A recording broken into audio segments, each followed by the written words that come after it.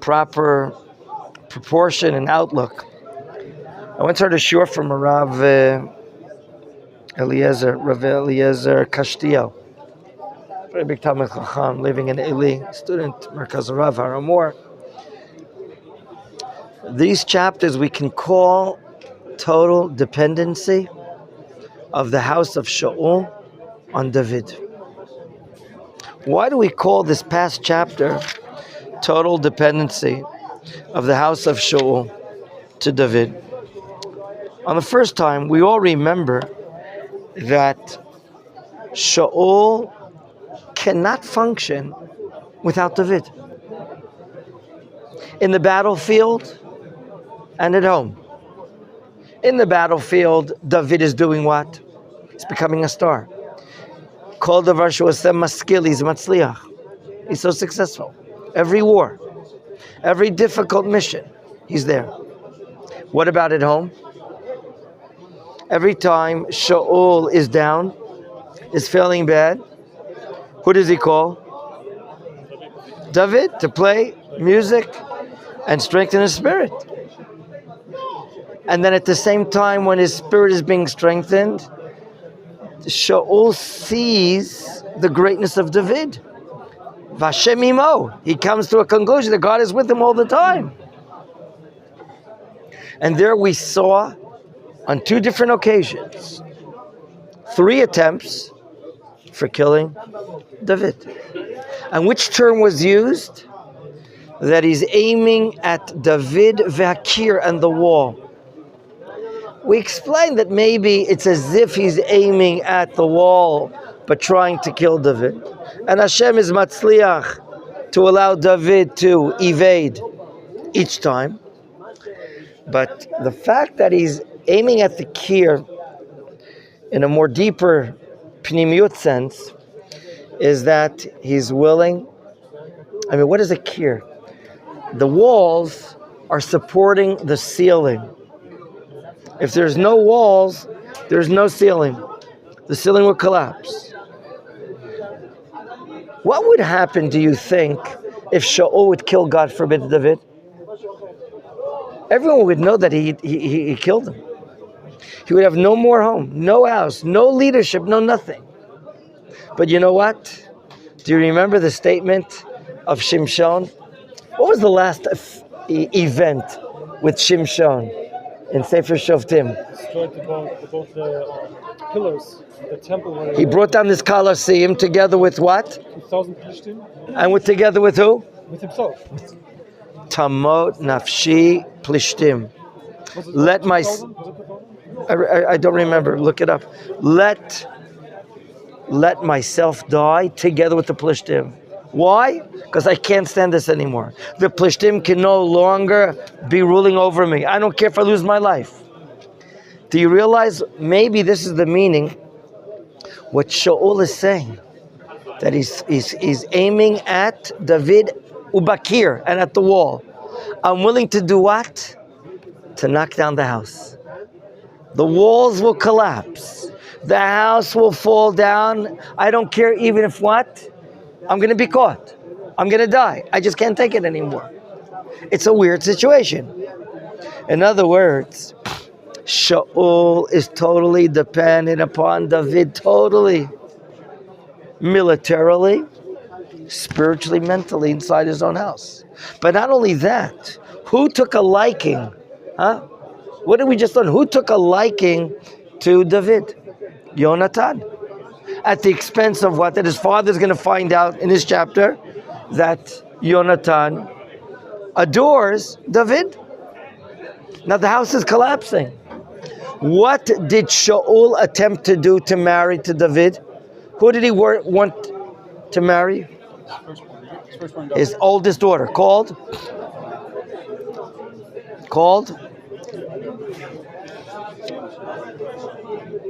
May. 3,000? Thank you. Who did Shaul want to marry into David? Who? Find it. Huh? Who wanted to marry... Biti Agdola Meira, Pasuk Yud Zayin, verse 17. You see it? Yud Zayin. No. Vayomer Shaul el David, Hine viti agdola meirav ota, etein lecha liisha meirav. No. He wanted David to marry his oldest daughter. That would be the prize for going out and fighting who? Goliath. Now let me ask you something. You don't see Pasuk Yud Zayin. Yud Zayin. Yud Chet Yud Zayin. Now, what happened from the time he decided to have Meirav marry David? What happened? She goes out and, according to one meaning, what does she do? Engages herself. I don't know. She's married to another person called Adriel Mecholati. Excellent. In French we say, excusez-moi. The king wants his daughter to marry David, and she decides to marry someone else. What is that showing? What's happening in Shaul's house? There's no control. It's falling. It's collapsing. It's collapsing. David is still helping Shaul out. Like You're right. David shows tremendous humility. He doesn't say this is grounds or reason for me now to take over. Okay? I told you the story about Rav Yaakov Ariel. Rav Yaakov Ariel has been the chief rabbi for decades of Ramat Gan. You know the city Ramat Gan? Next to Tel Aviv, next to Bnei Brak. Right? Ramat Gan. He was called when he was an Avrech in Merkaz Arav. Today he's like 75, 80 years old at least. This story must be 50 years ago. The story was told at one of the earth sites of Rav Tzvi Cook. He went for an interview. He was called for an interview to be a rabbi of a town. He sat down with them. The committee gave a shiur, I assume. He was interviewed, questioned, this and that, examined. Goes back to Merkaz Arav. 1 week passes. No one calls. 2 weeks passes. He goes to the Rosh Yeshiva, the head of the Beit Din of Eretz Yisrael, Rav Shaul Yisraeli, Zatzal. I drove him several times. Gadol Torah, Rav Shaul Yisraeli. He was, after Rav Tzvi passed away, like the Rosh Yeshiva. And he asked him, should I call up the place that interviewed me? I mean, they haven't called. So he says, as far as the Rabbanut is concerned, you don't take power. You're given power. You don't call, you don't run after anyone. You don't look to get a job to be a Rav. If they're going to want you, they'll call you. If they don't want you, they're not going to call you. David apparently understands this very well. He's not running and saying, Kadosh Baruch Hu, you anointed me. Come on, time is passing. He's even trying to, doesn't run after the job.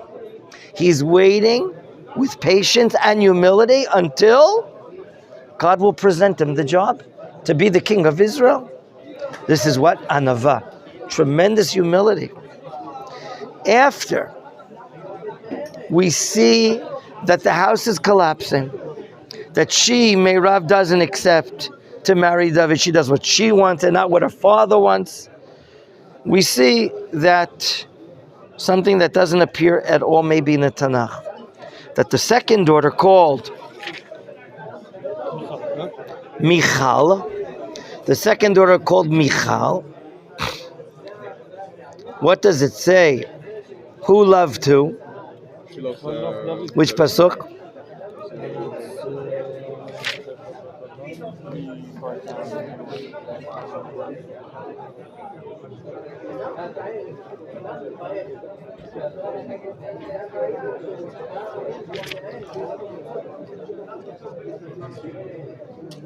Pasuk Kaf. The beginning of Pasuk Kaf. Very nice. Vate'av Michal bat Shaul et David. Like I said yesterday, I don't know if there's another source in the Tanakh that it says the woman loves the man. The usual situation is what? Who searches for who? The man goes after the woman. He initiates. He, can I have this date? Can you go out with me tonight? Right, honey? Goes out, marries her, initiates, makes the kinyan. And here we see in this house something is unusual. She is so much in love with David that she is initiating the kesher. She's initiating the relationship. We never see that before. And when David realized that Shaul wants so much for Michal to marry, he again shows humility. I don't have wealth. I don't come from an important family. My dear friends, we have a situation where right now Shaul hates David, but Yonatan, his son, loves David. Michal is in tremendous love with David. And the house of Shaul is collapsing.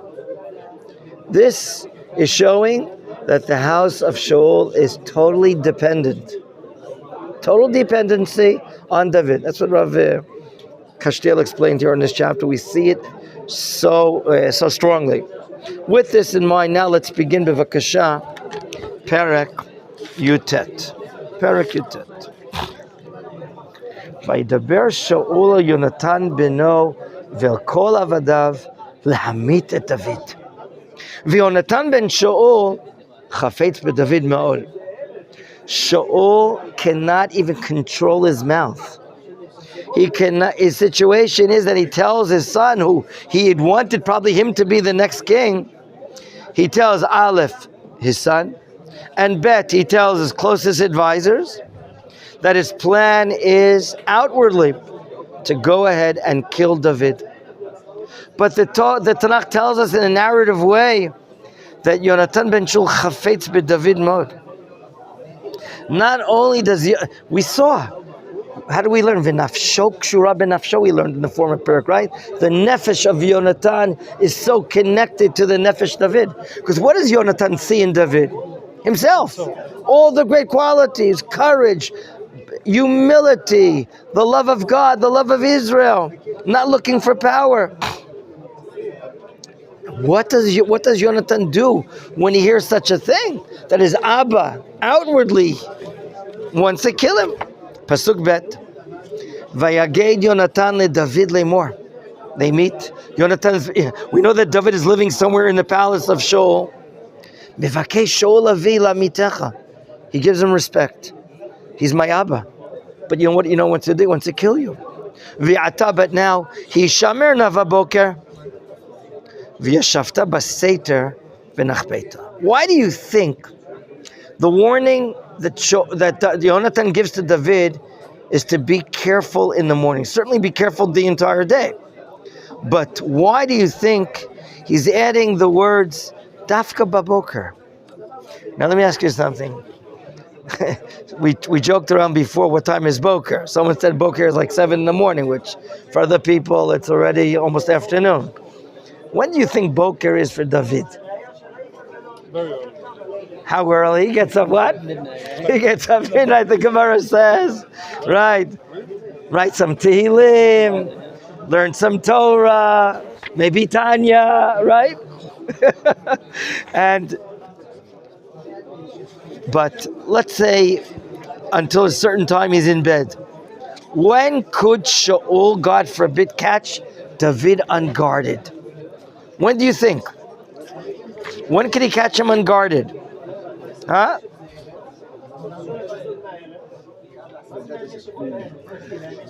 Huh? Why in the morning? Could be studying or something? He could be just getting up from bed. Early in the morning maybe, getting up from bed. And he'll be unguarded. He won't have any weapons to be protecting himself. Okay? And therefore,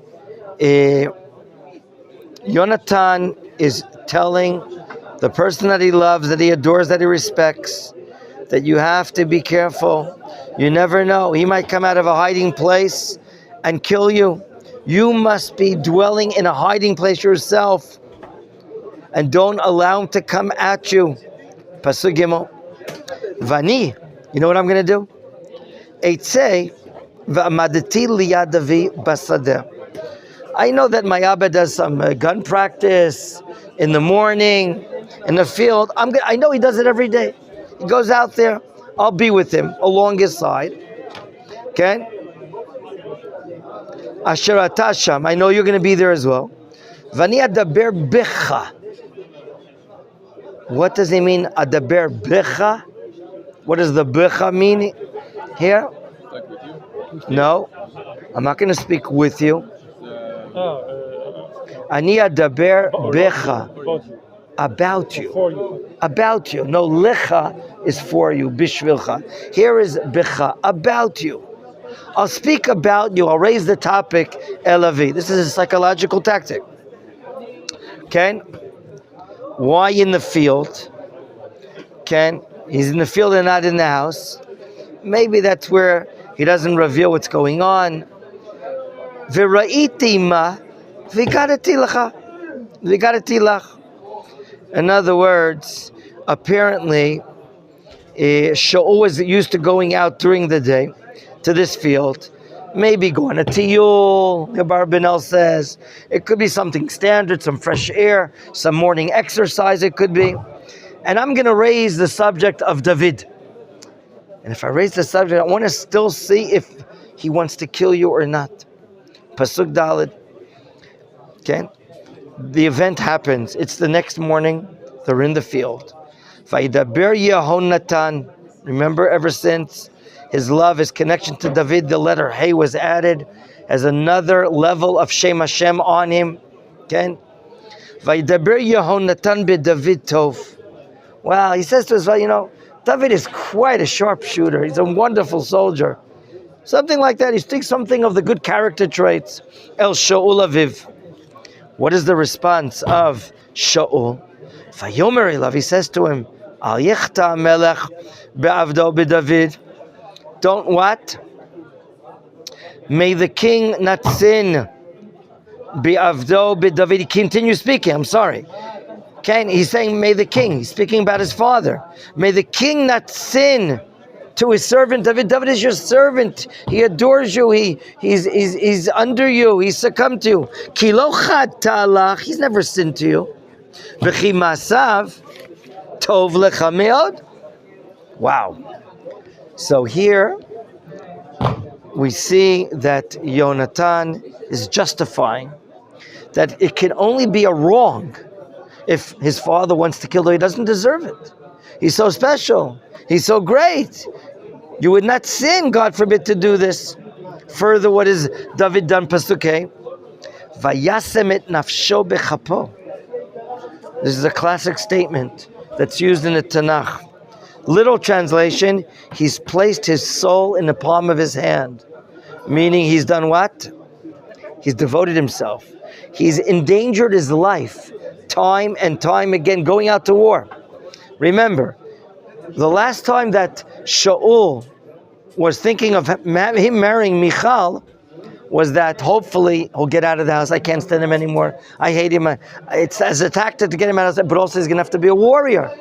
And I'll marry him for 100 or a lot of the Plishtim, like we said yesterday.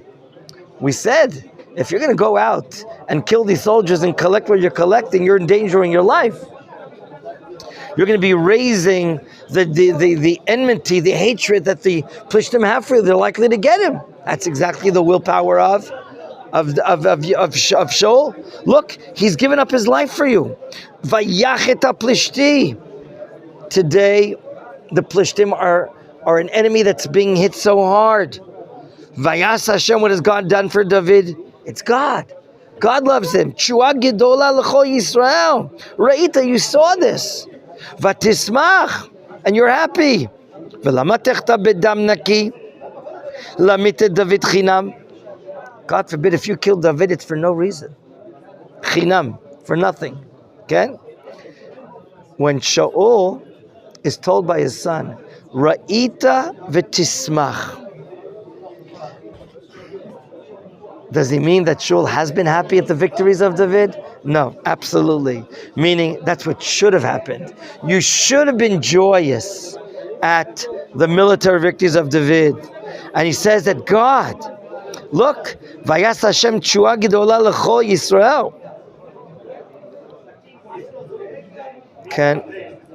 This is what you should be claiming about David for the entire nation. But Shaul cannot overcome. Pasuk Vayishma Shaul Bekol Yonatan. He heard him saying, and what does he do? Vayishava Shaul. Shaul takes a what? An oath, a shvuah. Chai Adonai im yumat. Do you understand what this means? Chai Hashem. The expression for taking a shvuah is by the life of God. By saying Chai Hashem, it means he's taking an oath in God's name. Im yumat. What does it mean? If he does. He wants him to die or not want him to die. So the language of a shvuah, im yumat, means he will be killed. I was just looking at the Malbim. Sure. Swears the name of Hashem that he will die. Yes.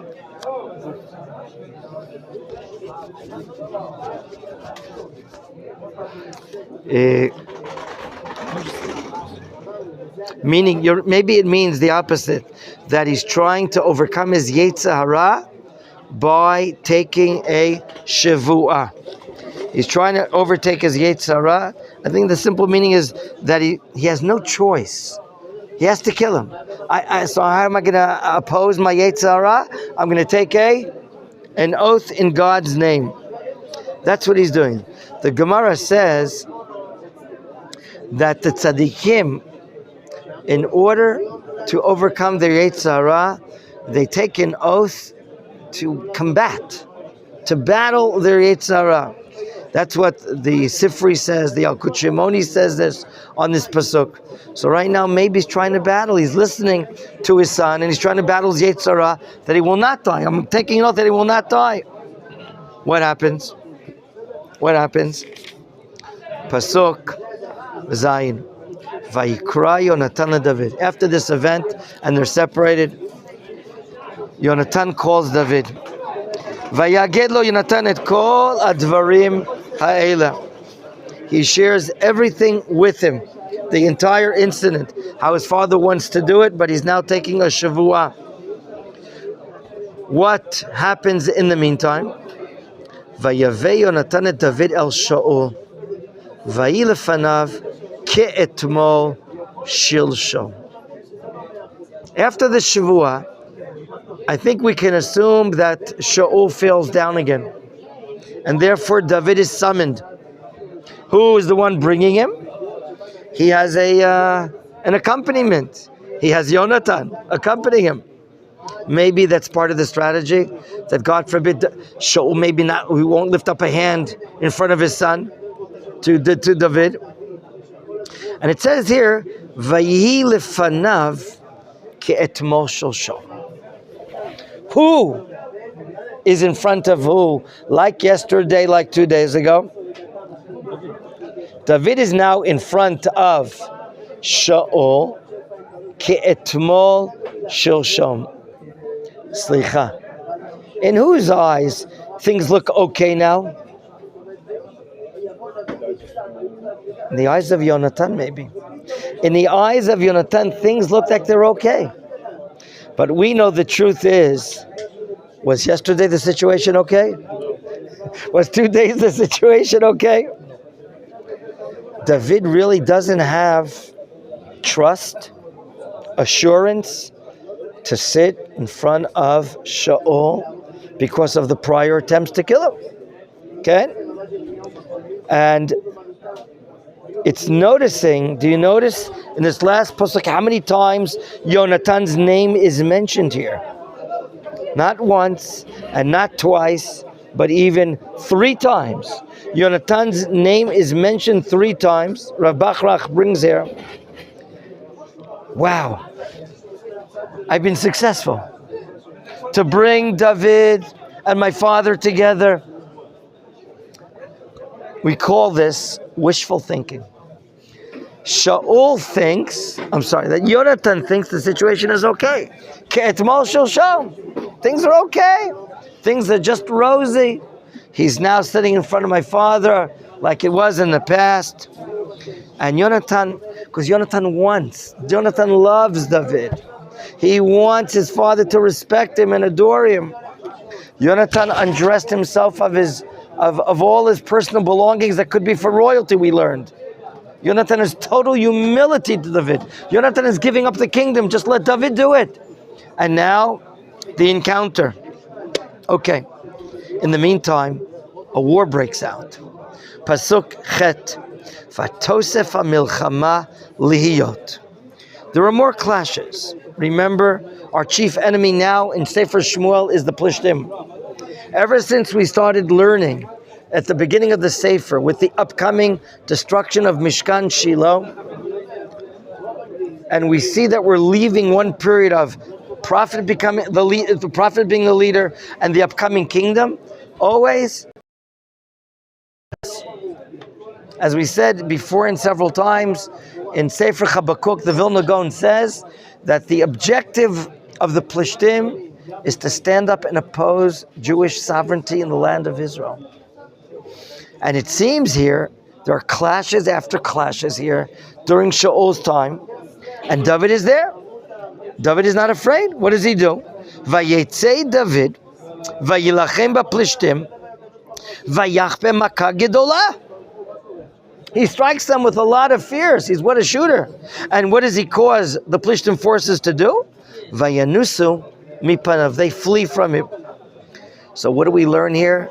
David continues to be the central figure in the war to fight against the Plishtim. Okay? It all started with Goliath, but it continues, clashes after clashes. He's probably so well respected in the country, so well loved. And the more victories he comes home with, what could that cause to Shaul? Exactly. And this is what we see now again in Pasuk Tet. Vatihi ruach Adonai ra'a el Shaul. V'hu beveito yoshev. V'chanito biyado. V'David minagen biyad. Again. And you're saying, why are you doing this, David? I see David. David says, for our own namesake, David, why are you doing this? Don't you know that's pikuach nefesh? What are you standing before, Shaul? You have a harp in your hand and he has a chanit, a spear in his hand. Why is he doing it? And right now, we understand why David is before him. Because the Ruach Ra'ah is hitting, and it's called Ruach Hashem Ra'ah, is it not? Because Shaul thinks it's coming from God. But he's mistaken, of course. Okay? He's mistaken. So, that's it. What did Yonatan think? Ke'etmol shilshom. He's right. It's ke'etmol shilshom. It's a precarious situation. It's like yesterday and the day before. The same situation. We see the contrast and parallel. He's holding a harp. He's holding a spear. Wow. And what did we find in chapter 18? That he starts saying stupid things. Right? We saw it. Shtuyot vayitnabeh. So we've seen this already 3 times. In the second time that he tried to kill him, do you remember what happened? The kinor fell from his hands when he saw the chanit in the hand of Shaul. However, today, on the 3rd time, what do we see? What happens to his hand? Pasuk Yud. Vayivakesh Shaul lahakot b'chanit. Shaul, his willpower is to smite by using the chanit. Again, b'David uvakir. However, when David is playing the harp and he sees this, what does he do? Vayiftar mipnei Shaul. Do you know what happens to his hands holding the harp? He drops the harp and he gets out of there as fast as possible. Vayiftar, he just clears out of there. He knows what he tried to do to him, Shaul, before. And what is released from the hand of Shaul? Vayachet hachanit bakir. He's aiming for David. However, David left. When the spear is released, David is gone. and therefore the spear hits directly at the kir. Okay? At the kir. Now notice the language. V'David nas vayimalet balayla hu. We have three different concepts here of clearing out. First, it said vayiftar b'pnei Shaul. That means he dropped it and he moved. He's guarding himself. The Radak says, and then it says vayachet hachanit bakir. Instead, it says v'David nas.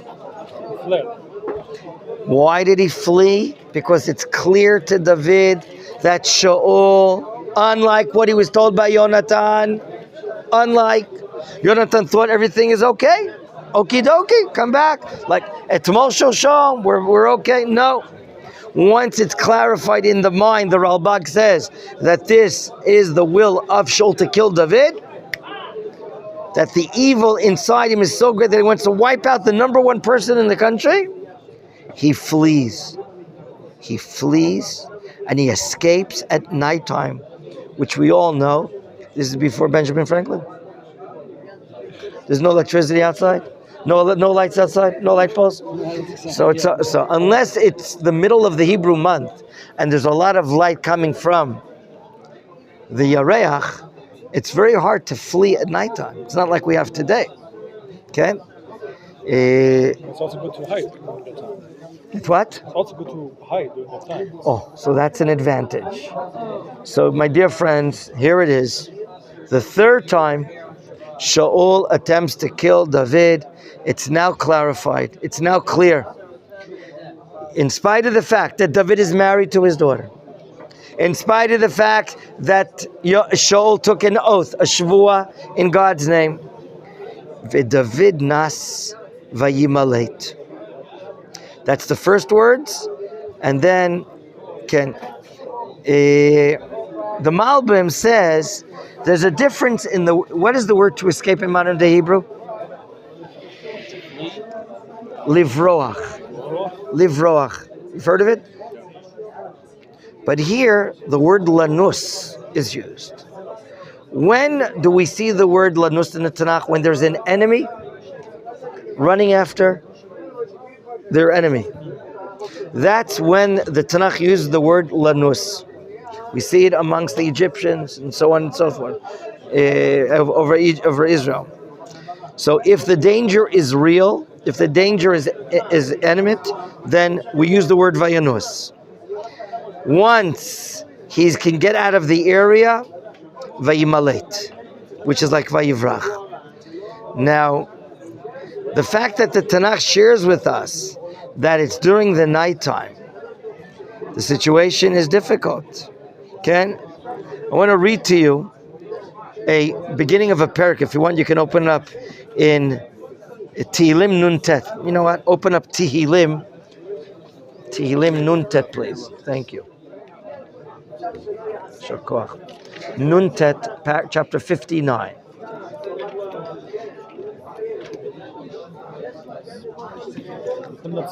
Yes.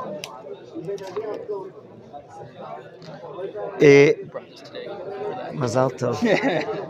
He bought the Tehillim today. Lamnatseach, right?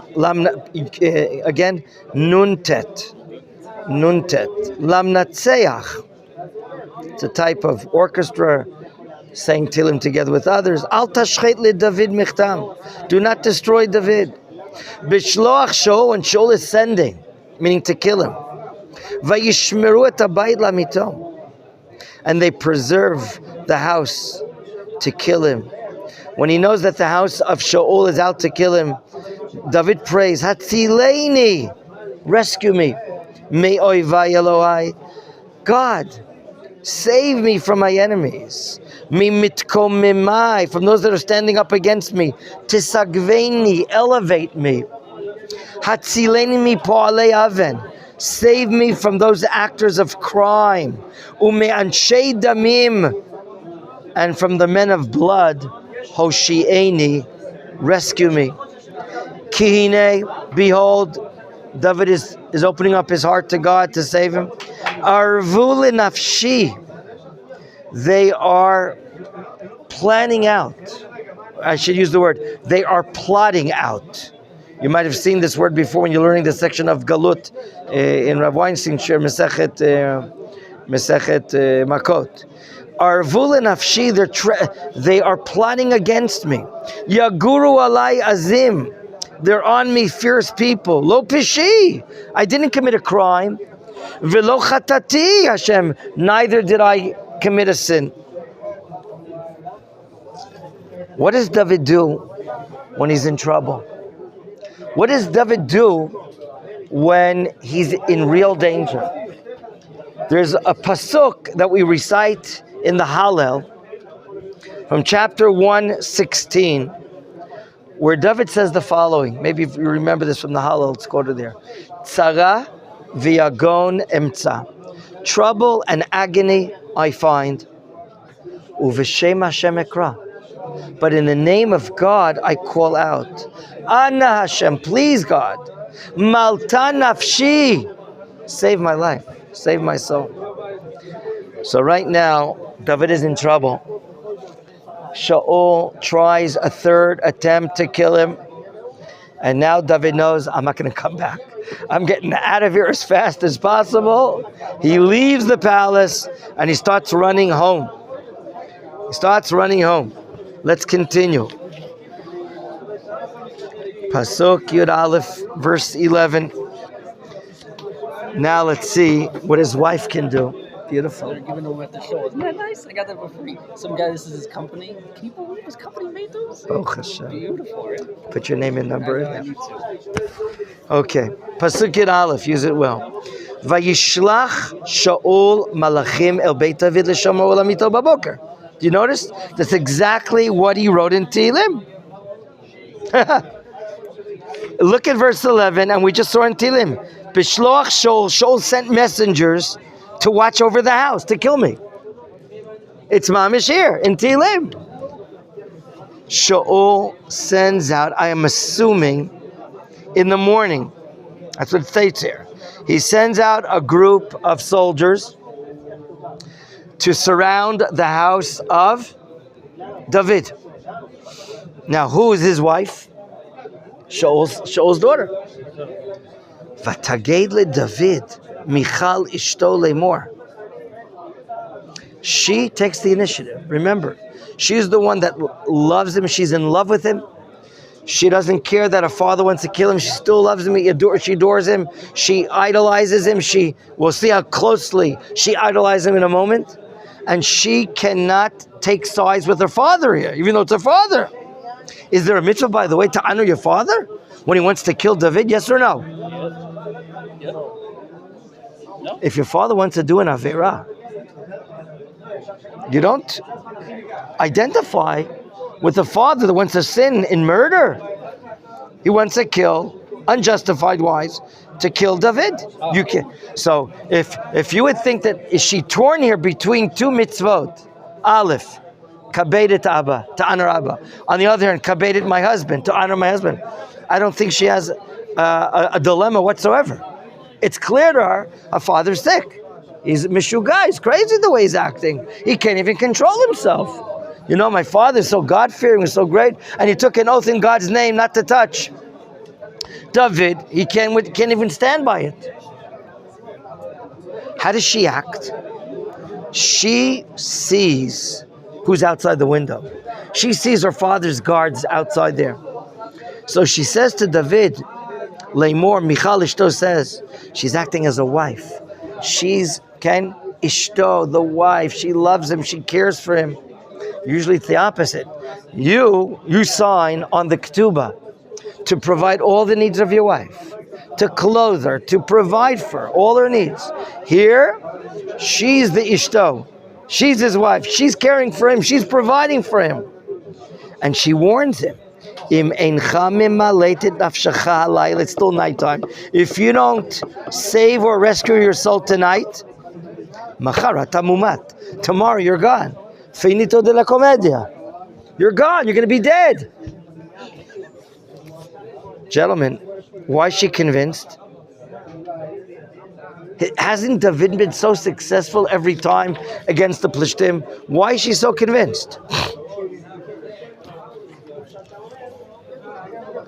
And how do you think, without any electronic devices of what we have today, how do you think Shaul knows that he fled home? Did he leave a letter and fling it home? No. Shaul is not stupid. He understands that he can't escape far away. He's probably going to go home. His wife is his daughter. It's a new home that they not long ago have built through Wetchip. And you know what Shaul wants to do? He wants to destroy this relationship. He wants to kill his son-in-law. That's how bad the situation is.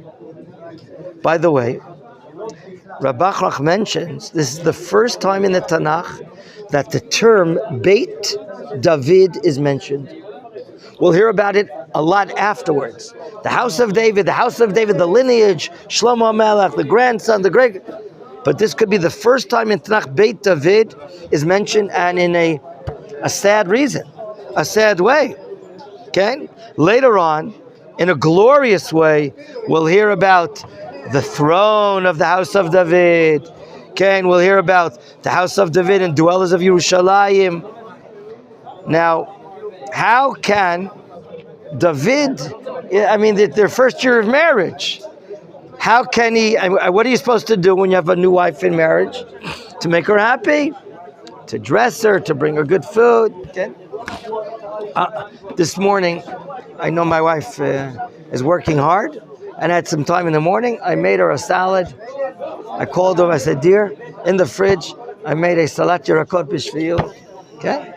Even if you're married 37, 38 years, you're supposed to treat your wife with love, affection, with sensitivity. Do things for her. Okay? How can David be happy with his wife? Here we see the opposite. She is showing the love for him. Michal, his wife, that loves him so much, she senses the danger. She knows the soldiers are out there. Until now, you've been able to win over the Plishtim. But oh my gosh, apparently this is I don't know if it's the firing squad or not of Shaul, but how are you going to be able to get out of them? Okay? She sees the Shomrim apparently encompassing the house. And you know what? There's room to think that Jonathan found out about this and sent the message forward, maybe to Michal, his sister, to beware. Abba sent soldiers to surround the house. And here it is. Do you remember when you read Mishlei, Sefer written by Shlomo Melech? What does it say there about finding a wife? Famous pasuk, some of you may remember, Matzah Isha, Matzah Tov. Can you repeat that? Matzah Isha, chapter 18, you found a wife, you found something good. My wife is Tova. So I have a double win. I found a good wife and her name is Tova. Michal, the Gemara. There's a special Midrash book on Tehillim called Shochar Tov. That's the Midrash on Tehillim. Shochar Tov. The Midrash Tehillim says, you know, upon this pasuk, Matzah Isha Matzah Tov, who is it talking about? Michal. Michal, the daughter of Shaul. That she loved David so much more, the Midrash says, than her father. Than she had love for her father. Because as we're about to see, she allows her husband to say goodbye, and she rescues him. She allows him to quickly get out of here. Faster than O.J. Simpson walking through airports or running through airports, okay? Okay? As it says now in this pasuk, get out of here. What does she do? Pasuk Yud Bet. Vatored Michal et David bi'ad hachalom, vayelech, vayivrach, vayimalet. Wow. Apparently she spotted, I'm understanding, maybe you understand differently. She spots an area that the soldiers of Shaul are not there. One of the windows in her house, they're on a top floor or something. She helps lower him down the chalon, down the window. He goes, he runs away and he escapes. Wow, what a dramatic picture we're seeing. But you know, the Tanakh, in this dramatic description, describes the goodbye without even words. We don't see, my love, shalom, may God watch over you, I love you, goodbye, shalom. Sometimes love can be expressed by being speechless. No words. Sometimes being speechless is even stronger than words. Okay? All the Tanakh says here, she helped lower him down the window, and he's gone. Do you remember someone else lowering or being lowered down a window? The spice in Yeshua. Very good. What's the name of the woman? That Rachav. There, we can compare the two cases. There it says, Vatoridem b'chevel, the same chevel we see here, right? Does it say chevel over here? No. Here even less words. She used Rachav a rope to lower them, Barachalon. Ki beita, the house of Rachav in Sefer Yoshua, Bekira Choma, is by the wall of the wall encircling the city. Uvachama uyashevet. Do you remember Rachav Azona spoke dialogue with the spies before she let them down the window, and afterwards, which way should you go, where should you hide, and so on and so forth. Here, no words. Why do you think here there are new words? Is it because there was no rope? That's what you can say. One difference: there's no rope. Maybe it was because Rachav was doing that for getting something back, but his wife, she's doing That's an interesting answer. It's an interesting answer.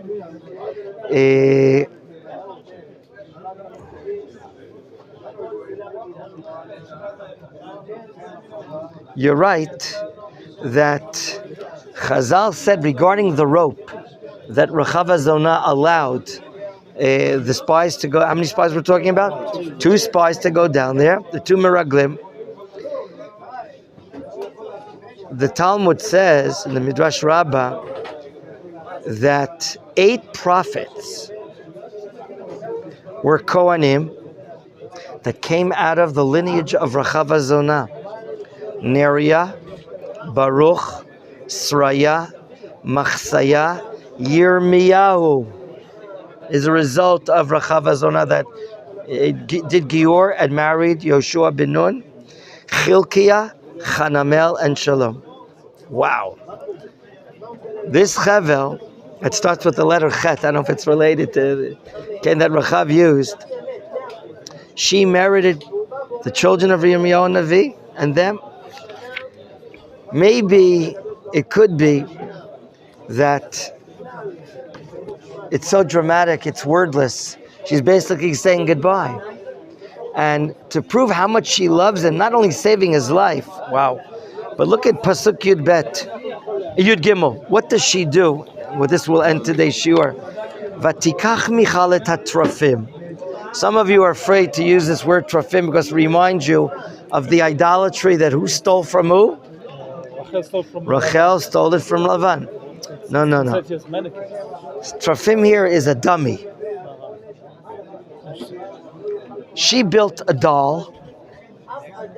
She was so much in love with David that she built a doll with all the physical features, she was very artistic apparently, that David had. You're laughing. Why? What was David doing every day? Was he home twiddling his thumbs? He was outside fighting for Klal Yisrael, fighting wars, giving up his life for Shaul. She hardly saw him. First year of marriage. She designed like a dummy, like a doll, with the features, and so that she can cast her eyes on the features of David, she would think of him. That's all. That's what she did it for. to show how much she's in love. What does she do now to fool her father? Vatikach Michal et hatrofim. She takes it. Vatasem elamita. She puts it in David's bed. Ve'et kivir ha'izim. Can she takes the skin that she had skins of goats in the house. Maybe for winter coats. Yerushalayim is cold winter, right? Samem rashotav. She dresses the dummy now with some hairs of probably white hairs. David has been going through such a tough life. He probably has some white hairs already. Vatechas babagid. Gentlemen, if anyone enters the house, they think David is sleeping there. Oh, we're not going to bother. She's in bed, he's in bed. Oh, we're not going to bother you. No, we'll wait a few hours. All this, she's buying what? Time for David to escape as far as possible. So you want to kill him? Like, just storm the house and like. Yeah, but maybe to do it in front of the wife, that's really super cruel. Well,